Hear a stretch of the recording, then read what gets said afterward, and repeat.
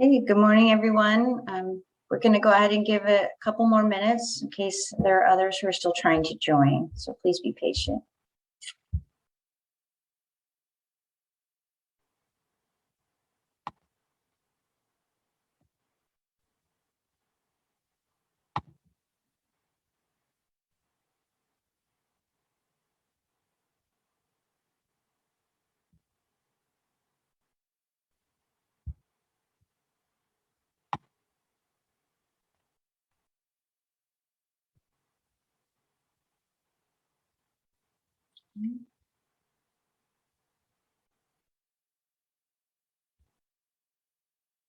Good morning to those who just jumped on. We're going to wait till about 2 minutes after 9 to get started. So thanks for your patience.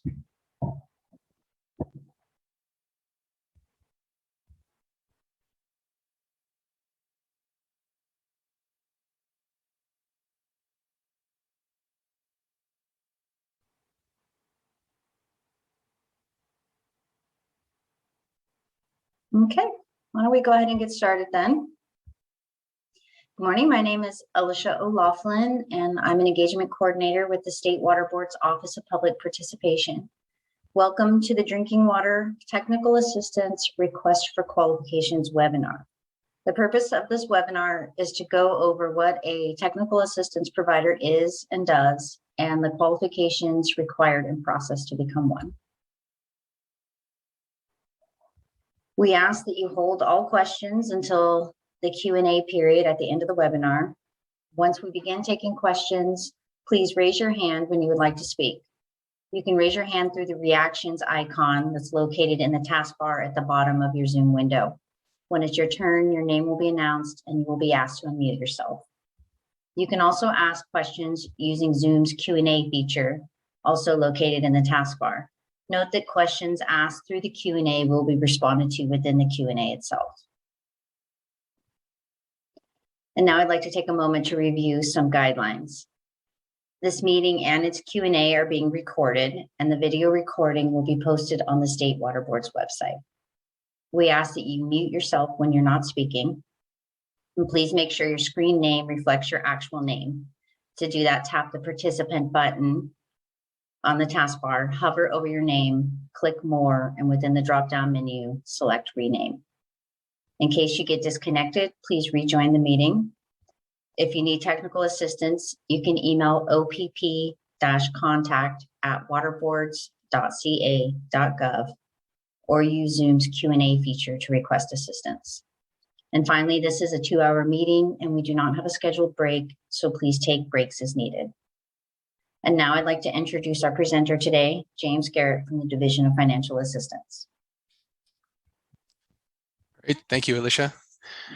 Hi, good morning, everyone. My name is James Garrett, and I am the Senior Water Resource Control Engineer over the Small Community Drinking Water Technical Assistance and Administrators Unit with the Division of Financial Assistance. I want to thank you for joining us this morning.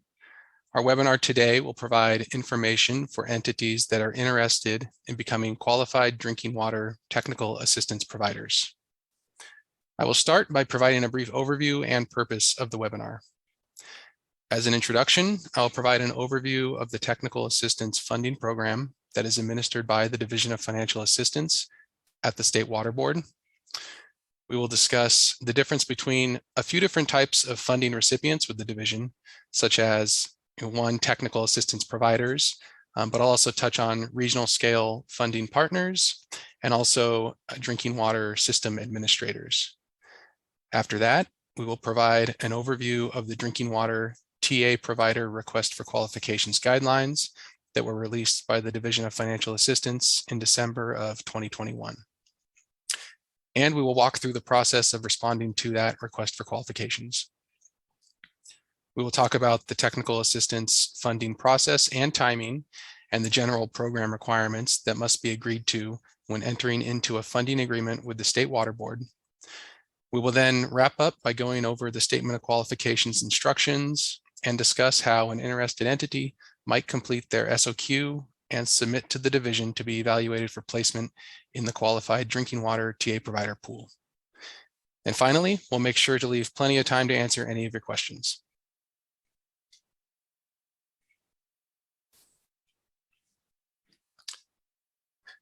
The Division of Financial Assistance, through the Office of Sustainable Water Solutions, administers the Technical Assistance Funding Program. TA is available to address drinking water and wastewater needs for communities throughout California. Who may receive TA? The common eligible entities that can receive TA include community water systems, state small water systems, not-for-profit, non-transient, non-community water systems, such as a K-12 school or labor camps, Native American tribal public water systems, and also communities with private wells that do not have an existing water system.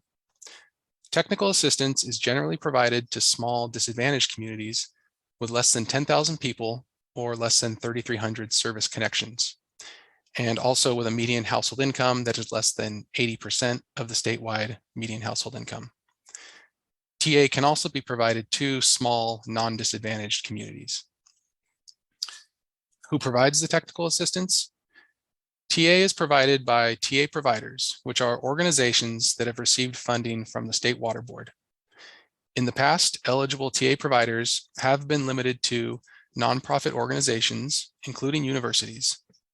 On September 23rd, 2021, the list of eligible funding recipients for monies from the Safe Affordable Drinking Water Fund was expanded to include TA providers, meaning that the State Water Board is able to directly fund a technical assistance provider, defined as a person, including a privately owned public utility, whom the State Water Board has determined is competent to assist a water system by providing administrative, technical, operational, legal, or managerial services.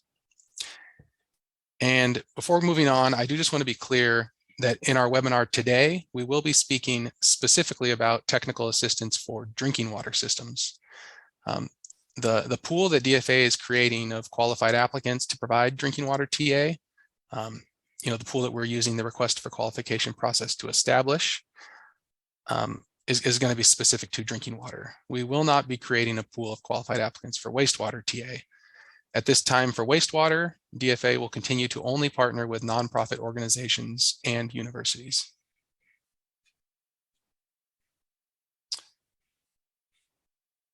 How to apply for TA? An eligible entity can submit an assistance request for TA at any time.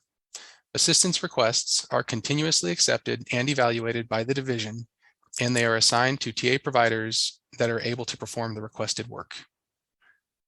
What are the potential TA types that are available? TA providers perform project coordination and development, full engineering design and preparation of environmental documents, legal assistance, and additional work to assist water systems with their technical, managerial, and financial capacity.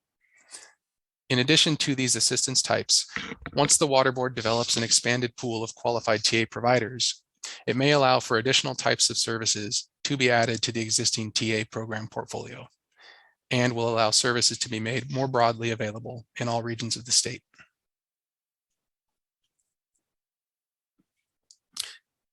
So aside from funding technical assistance providers, the division is also able to provide other assistance types to communities and drinking water systems. The State Water Board recently held a workshop that was in the first week of March to solicit interest in the new regional scale funding partners. These funding partners are a specific type of technical assistance provider. They will specialize in coordinating and funding community partners with a focus on outreach and engagement activities. There will be an upcoming open house on April 11th for an opportunity to ask questions about becoming a funding partner. I also will go over the different ways to stay informed about the open house and other topics at the end of today's presentation. Interested funding partners should develop their drinking water technical assistance statement of qualifications application and submit to the division by April 15th, 2022.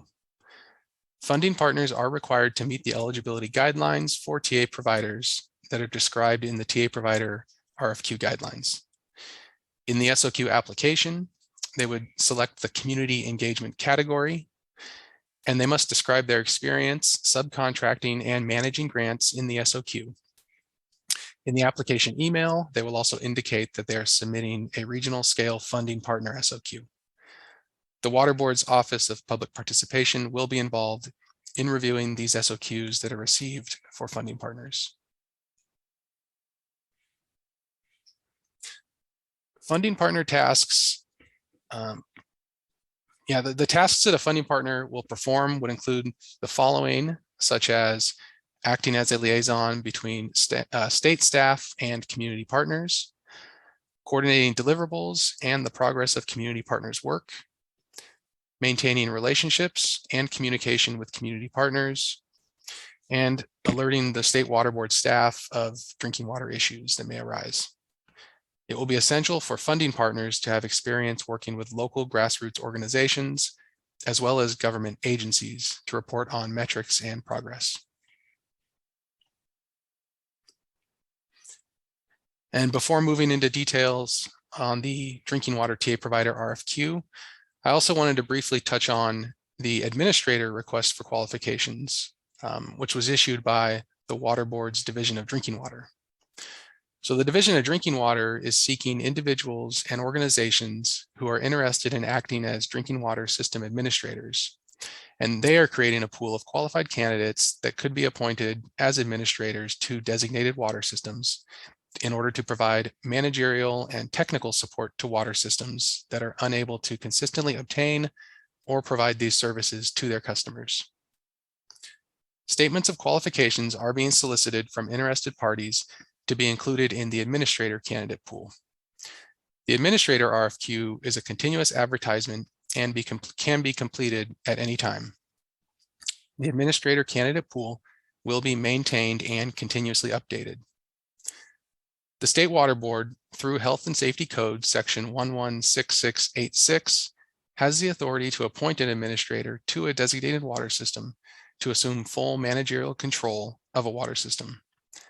As part of appointing the administrator, the Division of Drinking Water must go through a public process as described in the Administrator Policy Handbook.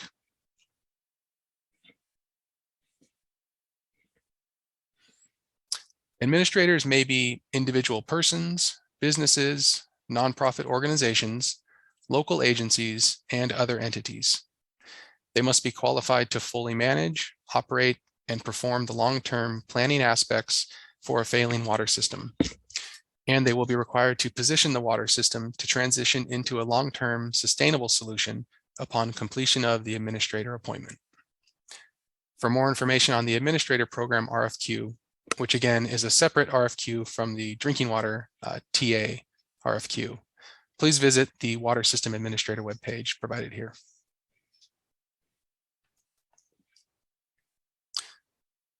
Okay, so now I will transition into discussing the TA provider request for qualifications guidelines. The State Water Resources Control Board is seeking qualified entities in order to create a pool of qualified drinking water technical assistance providers that will be eligible to enter into a funding agreement with the State Water Board. To reiterate what I previously mentioned, effective September 23rd, 2021, the list of eligible funding recipients for monies from the Safe and Affordable Drinking Water Fund was expanded. The State Board is able to directly fund a technical assistance provider defined as a person, including a privately owned public utility whom the State Water Board has determined is competent to assist a water system by providing administrative, technical, operational, legal, or managerial services. The assistance provided by TA providers in the pool will be consistent with the existing TA program. TA recipients will continue to include drinking water systems and/or domestic well communities. Technical assistance will be used to support eligible systems and communities, including small disadvantaged communities, larger systems with projects that will benefit small water systems, and small non-disadvantaged communities as allowed per the policy for developing the fund expenditure plan for the Safe and Affordable Drinking Water Fund, the appropriate annual fund expenditure plan for the Safe and Affordable Drinking Water Fund, and other relevant State Water Board resolutions or policies. Funding for technical assistance will come from the Safe Affordable Drinking Water Fund, made available by SB 200, and any other funding sources that allow technical assistance for the defined eligible entities. Developing an expanded list of qualified TA providers may also allow for additional types of services to be added to the existing TA program portfolio, and will allow services to be made more broadly available in all regions of the state.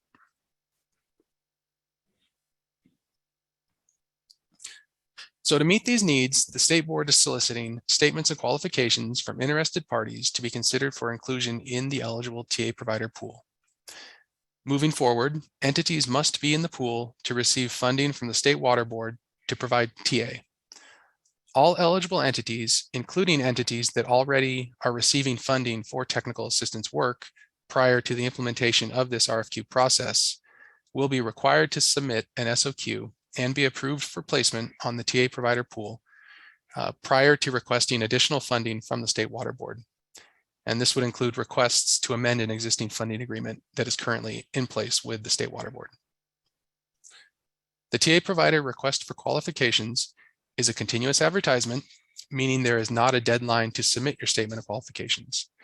If a party is interested in being added to the TA provider pool, they should complete an SOQ and submit to the State Water Board for evaluation at any time. The TA provider pool will be maintained and updated as new SOQs are received and new providers are added to the pool. The list of, oh, sorry, could you go back one slide? Thank you.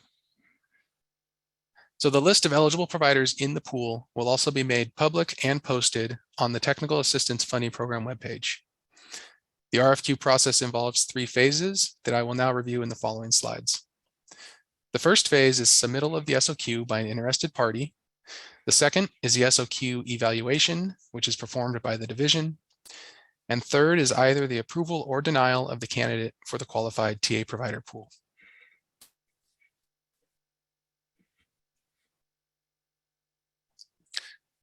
So phase 1 is the RFQ submittal. Submittals will be evaluated based on the applicant's ability to provide technical assistance to multiple water systems concurrently in either a defined region or at a statewide basis.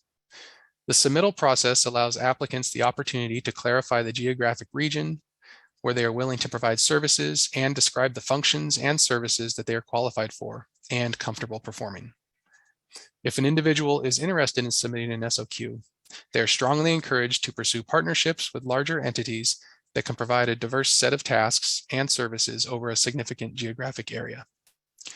Interested parties may submit qualifications to assist water systems by providing any combination of administrative, technical, operations, legal, managerial, or community engagement services.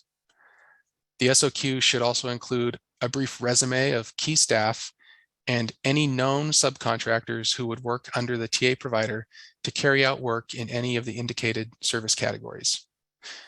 Note that the SOQ submittal must be a maximum of 30 pages. However, you may include detailed resumes of key staff as an attachment to the SOQ that will not count against the total page maximum. SOQs should be submitted to the attention of me, James Garrett, and sent to the email inbox dfa-ta request@waterboards.ca.gov.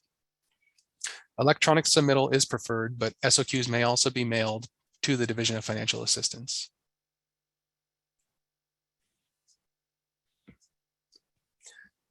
So once a potential TA provider has submitted an SOQ, division staff will begin review of the submittal.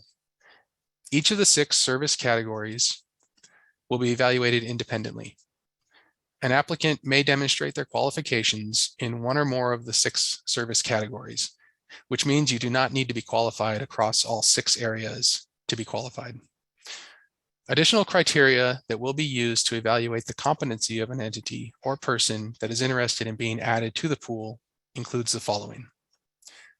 1, demonstrated knowledge and experience in successfully providing any combination of the 6 service categories to drinking water systems in California. 2, the number of systems that you have assisted.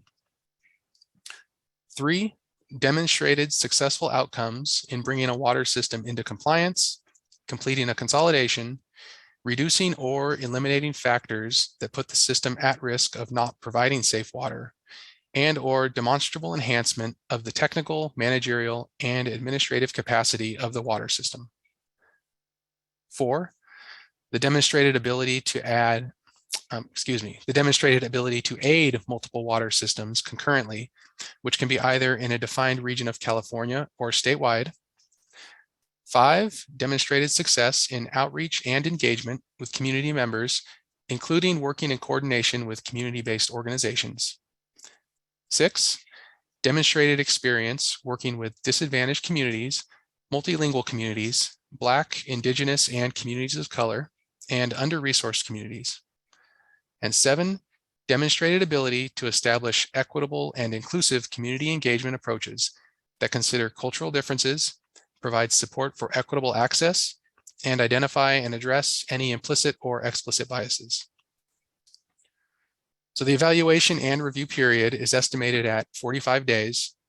Division staff will also consult with Division of Drinking Water to review any statement of qualifications received for potential new TA providers. And the State Water Board's Office of Public Participation will also be consulted to review SOQs that identify community engagement as a service category.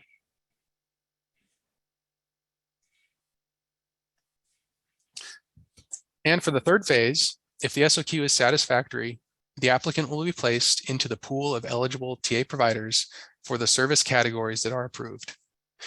The division will provide the applicant a letter with notification of acceptance or denial of their SOQ. This letter will indicate the approved service categories and the geographical area where the applicant may provide technical assistance. It is possible that the division will not approve a potential TA provider for all of the service categories that they indicate in their SOQ. If an SOQ is denied, this letter would also indicate the reason for denial.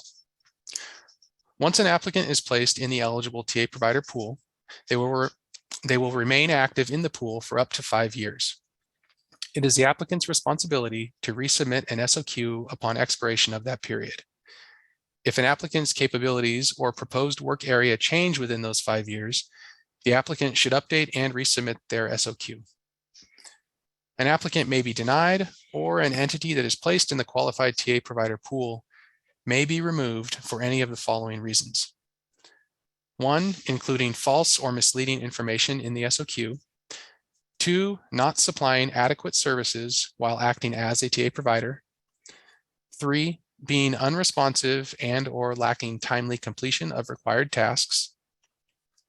4, showing a lack of transparency with or a lack of adequate engagement of the community, the water system, or other relevant stakeholders. 5, not conducting required actions outlined in the policy, the Safe and Affordable Drinking Water Fund Expenditure Plan, or other related guidance. And 6, having current or pending legal and or enforcement actions against the relevant licenses or certifications. And there may also be other reasons for removal from the pool. Prior to removal from the qualified TA provider pool, DFA would notify the applicant and include the reasons for removal. If it's deemed appropriate by the State Water Board, the applicant may resubmit an SOQ once all issues have been resolved.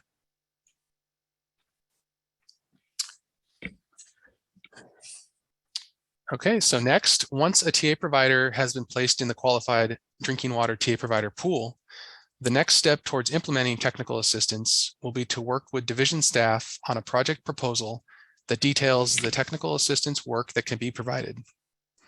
It's important to note that submittal of an SOQ is not an application to receive funding from DFA, and placement in the qualified TA provider pool does not guarantee that funding will be awarded to your organization.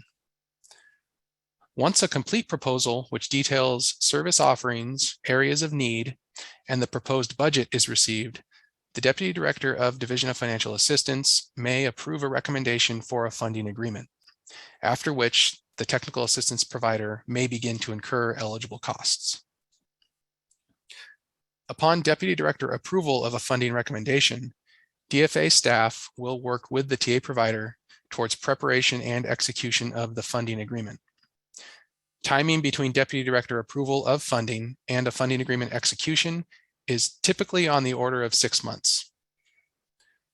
DFA is made aware of a specific technical assistance need through receipt of assistance requests that are submitted to our office by a water system or other parties, such as the Division of Drinking Water or other local regulatory staff. The division will refer eligible assistance requests for technical assistance to a TA provider that can provide the requested assistance to a specific community. And These referrals would come after execution of a funding agreement is in place. So the provider that receives a referred assistance request, upon accepting the assignment from the division, will develop a work plan and a budget to carry out the specific technical assistance tasks. A work plan is the document that details the community's specific scope of work and the tasks and deliverables that will be met. DFA will approve the work plan for work that was assigned through the corresponding assistance request. Once the work plan is approved, Once the work plan is approved, the provider can begin work on the approved technical assistance and implement that work plan.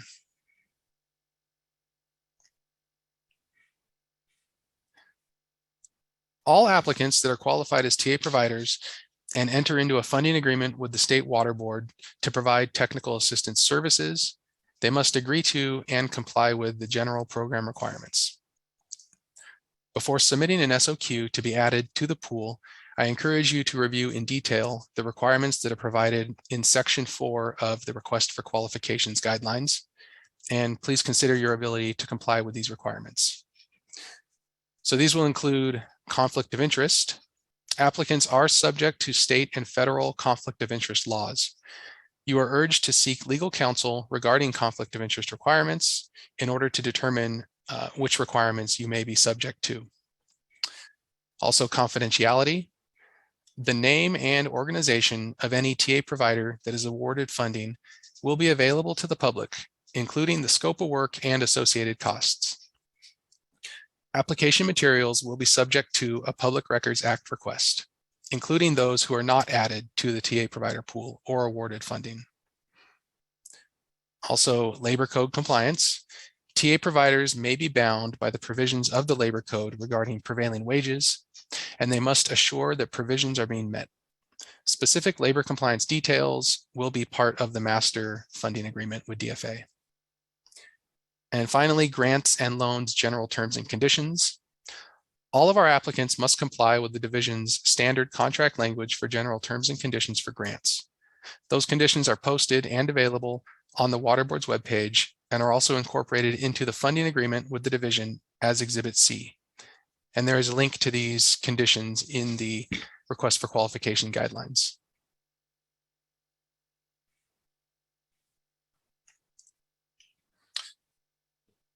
An applicant shall have all necessary licenses and certifications for the scope of services being offered, or they should have the ability to contract for and oversee the services necessary for that service category. An applicant that is interested in being qualified as a TA provider shall also have sufficient and demonstrated experience for the scope that they are offering. As part of the statement of qualifications, applicants must submit a signed certification that 1, the information is being submitted by an authorized representative of the entity that is applying, and 2, the authorized representative is attesting to the truthfulness of the information that is being submitted. A TA provider is asked to demonstrate that their qualifications as they pertain to each of the 6 service categories listed. Examples of tasks or services that would fall into each of the service categories are included on pages 9 through 12 in the guidelines.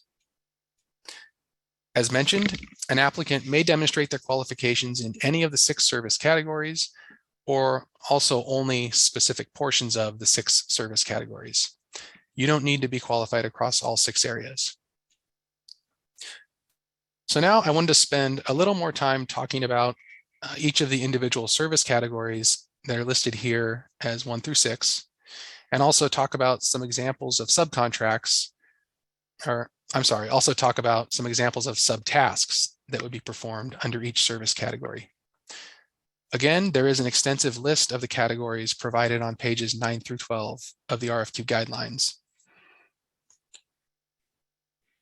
So the first, under administrative, this is the first service category. Some examples of administrative tasks would include the ability to assist with personnel services, accounting and payroll, and helping a water system carry out administrative tasks associated with the running of a water utility. So this could also include grant writing and helping a water system with the process of receiving and administering funding for their projects. Number two, technical tasks. These will include the ability to prepare feasibility studies or consolidation studies in order to help identify necessary infrastructure improvements for a TA recipient. They could also include carrying out engineering services, environmental review or environmental document preparation, and preparing plans and specifications and project bid documents. And once a project is bid, technical tasks can also include assisting with soliciting bids for a project and awarding contracts for services, as well as construction oversight as the project progresses. The third category is operational. Operational tasks include operation of both water treatment plants and distribution systems. Experience with monitoring and reporting would also fit into this category, along with emergency response experience. And number four, a few of the subcategories that fall under the legal task would include drafting or negotiating ownership and access agreements, including agreements for easements, as well as land acquisitions. This also includes grant or loan review and support with preparation of legal documents required by planning and construction funding applications. Also, annexation support and local agency formation commission or LAFCO coordination experience, and experience with various requirements, including contract law, municipal law, and local governance all fall into this category. The fifth task, managerial tasks, these would include experience with facilitation of discussions and negotiations between multiple entities that may be involved in extension of service, consolidation, or regional projects. Also experience communicating with regulatory staff and funding agencies. A key aspect of managerial task experience also includes financial management tasks and performing water rate analysis and altering rates to meet system needs. So experience with the processes for Prop 218 water rate setting and CPUC water rate setting would fall into this category. And the sixth service category is community engagement. So this would be experience with developing and executing community outreach and communication plans, as well as experience with effective and equitable local engagement strategies. So this includes developing and distributing outreach material and facilitating meetings with stakeholders to host discussions and negotiations focused on sensitive topics such as extension of service, consolidation, or development of regional projects. As a reminder, if an entity is interested in being contracted as a regional scale funding partner in the SOQ application, they must select the community engagement category. And so this just gives you a general idea of the different subtasks that could be included under each of these six task categories. And of course, it's not an extensive list. As mentioned, there are additional subtasks provided on pages 9 through 12 of the RFQ guideline. But again, that is not an exhaustive list.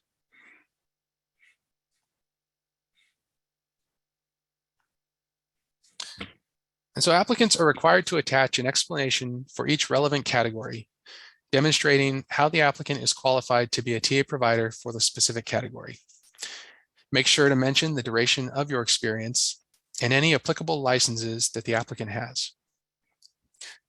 TA is often needed in disadvantaged communities that may be in multicultural and or multilingual.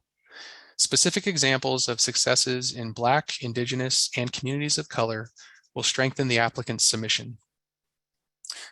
The State Water Board also requests that applicants provide specific experience or qualifications to evaluate competency in the following areas. When providing information related to the number of systems assisted, applicants are required to include names of specific systems assisted and provide a reference for each one. As part of addressing demonstrated successful outcomes with water systems, applicants are required to include information on projects or systems that had significant delays or challenges and what was done to address them. Example tasks or services for the 6 service categories that a TA provider might provide are included on pages 9 through 12, as mentioned, but they are not limited to the items listed. Applicants should expressly state which items they are claiming to have experience with for each category by referring to the number listed in the guideline. Applicants may also describe other applicable tasks related to the 6 categories that are not specifically listed.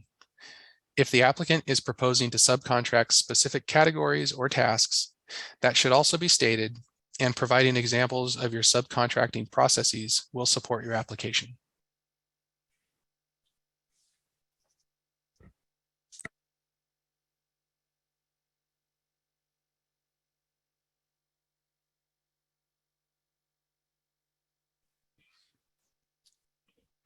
So please indicate in your submittal whether you have any adverse actions against any licenses or certifications that are associated with work related to the proposed technical assistance tasks, or if you have ever been terminated from a contract with the state of California.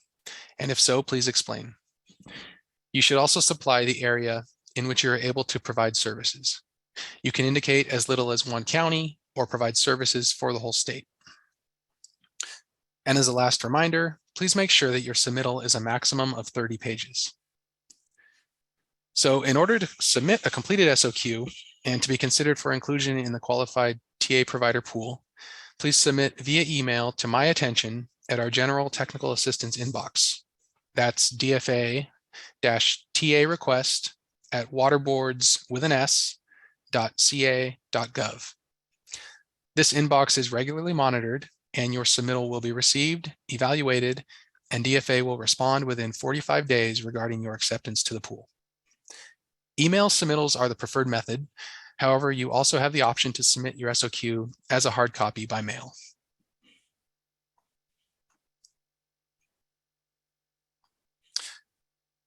And so that brings us through the information on preparation and submittal of an SOQ. But now I wanted to go over a few frequent questions that we have received. And we'll do this prior to opening things up to questions from you all. So the first common question that we've received is this one here. What types of entities are eligible to be selected as technical assistance providers? So eligible drinking water TA providers can include various entity types. These include, but they're not limited to, nonprofit organizations, universities, individuals, and also private consulting firms whom the State Water Board has determined are competent to assist a water system by providing administrative, technical, operational, legal, or managerial services.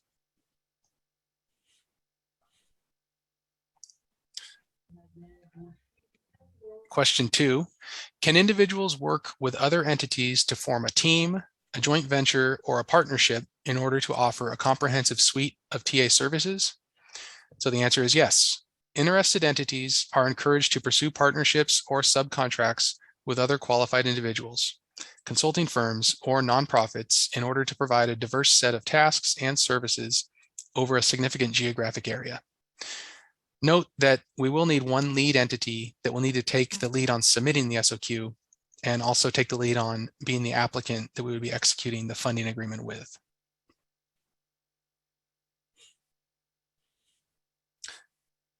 The next question is, what geographical locations have the largest need? So as a lot of you are likely aware, the 2021 Public Water System Risk Assessment that was done by the Division of Drinking Water, it identified 1,483 small community water systems that have less than 3,300 connections that are either failing, at risk, or potentially at risk of failing, located throughout all regions of the state. So based on this needs assessment, the largest need was seen throughout the Central Valley and also the Central Coast regions, as well as Southern California. However, there is a need to provide technical assistance to water systems throughout the state.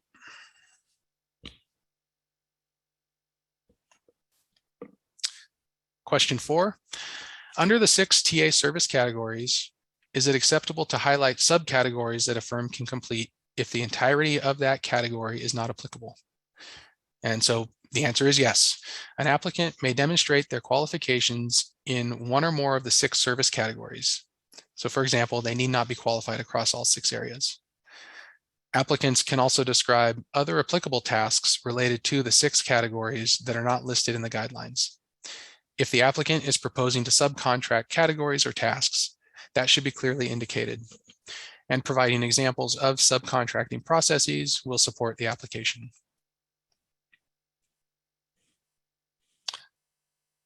Can an applicant submit longer resumes of key staff members as an attachment to the SOQ rather than within the maximum 30-page total for the SOQ submittal? And again, the answer is yes. So you should include a brief resume within the body of the SOQ, but that could be limited to a few paragraphs or a couple sentences per person. And that could be of the key staff members, but it is acceptable to include longer staff resume as an attachment that does not count towards the 30-page total.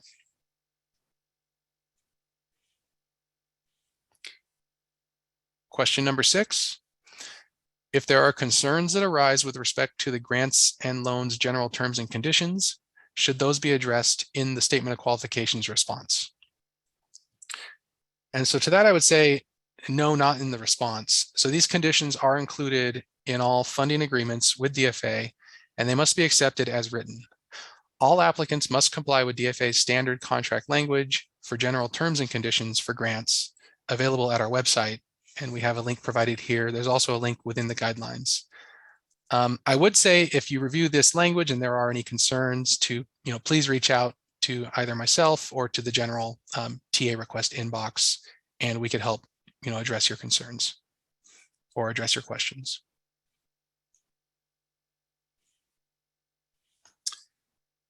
Question 7, if an entity is selected, what is the process for being assigned to work on specific systems? How is the referral process handled? Is this a competitive process or simply by assignment? And so assistance requests for TA are accepted on a continuous basis. Once an AR is received, DFA staff will review it for eligibility and will assign it to an appropriate TA provider. So currently, this is not a competitive process. If the AR is assigned to a TA provider, the provider will schedule a kickoff meeting as needed with the DFA project manager, the TA recipient, regulatory staff, and other stakeholders. Following the kickoff meeting, the TA provider will submit a work plan that details a system-specific scope for DFA's approval.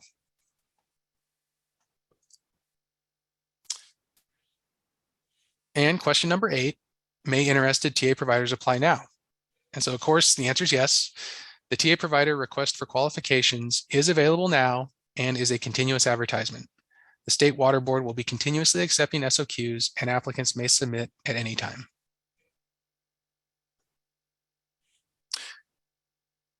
And so with that, I just want to also provide a bit more information on some important links here on how to stay informed and updated on information about TA providers and also the other funding partners and water system administrators that I mentioned earlier in the presentation. So we provide a link here to the Safer Funding Partners webpage. There's also a link provided if you are interested in pursuing the Water System Administrator RFQ.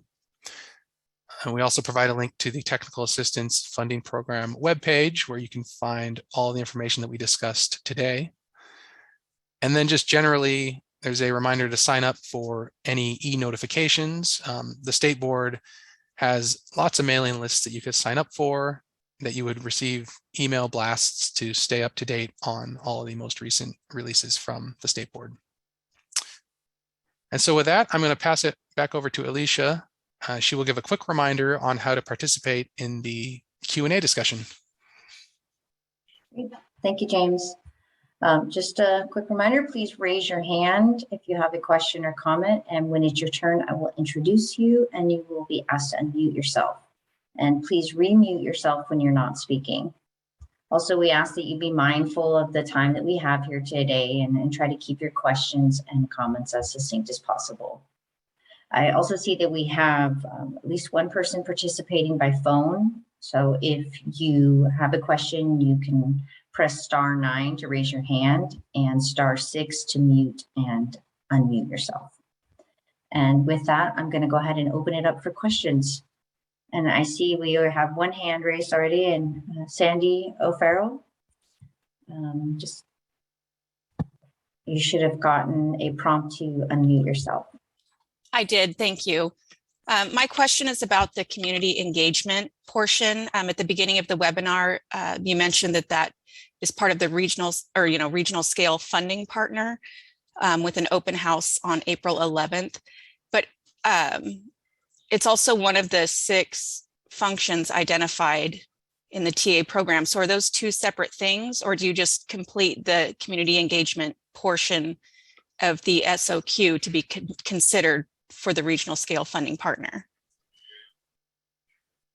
So they are 2 different things. And yes, if you want to be considered only for the regional scale funding partner, you would complete the SOQ as discussed, but then just indicate tasks in the community engagement item.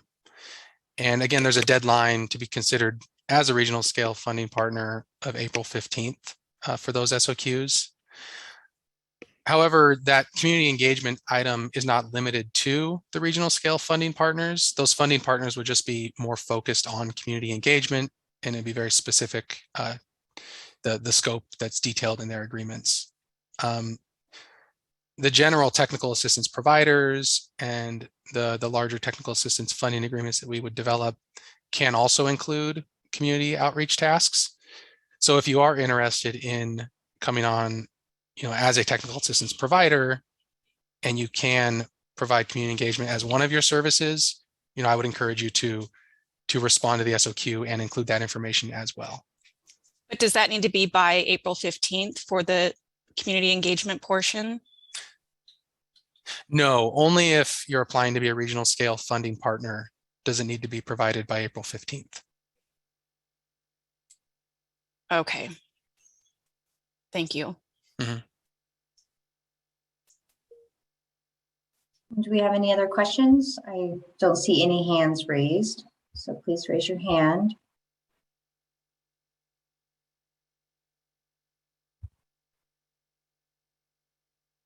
Well, James, you must have done a really great job going over everything. Just give you a moment to think this over.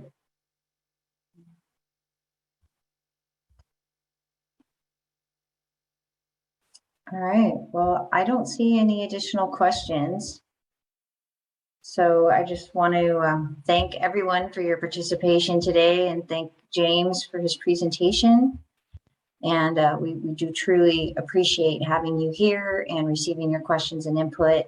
So with that, please have a great rest of your day. Great, thank you, Alicia. Thank you, everyone.